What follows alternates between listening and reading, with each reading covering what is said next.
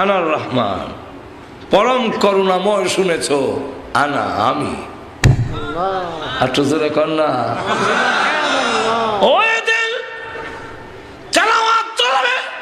মানুষগুলো অজ্ঞান হয়ে পড়ে যাবে।